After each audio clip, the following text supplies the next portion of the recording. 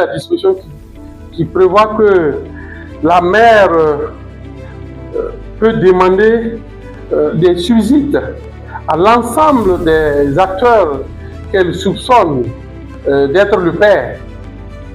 Je pense que c'est une disposition qui a son pesant, parce que la réalité de notre société est celle-là.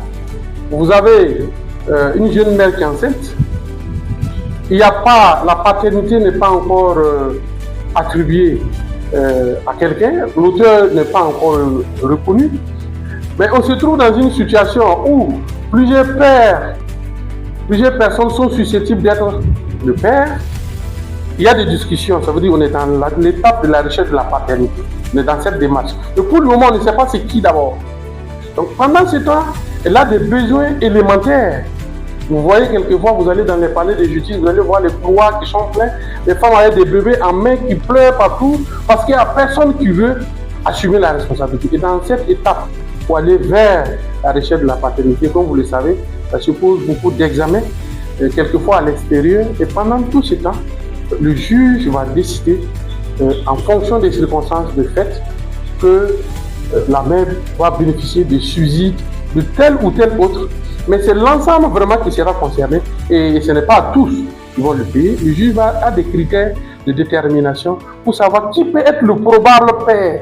Parce que c'est ça la réalité. La réalité ne veut pas dire que si elle sort, tout le commence à demander à tout le monde. Non.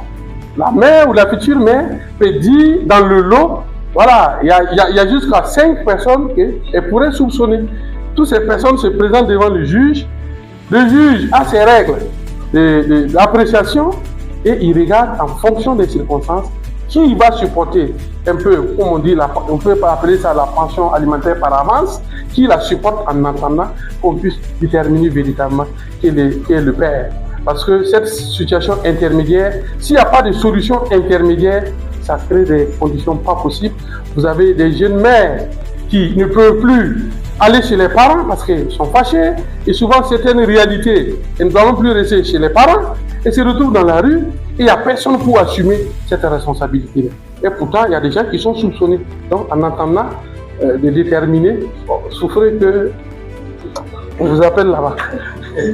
Bon, si à la suite, effectivement, il se trouve que ce n'est pas lui, suivant le principe du droit civil, il peut demander réparation au véritable père. Ça, c'est le principe civiliste qui le veut, mais ce n'est pas inscrit dans le code. On n'a pas besoin non plus d'écrire ça dans le code. Si vous estimez que vous avez subi un préjudice, bon, les règles du code civil vous permettent déjà de demander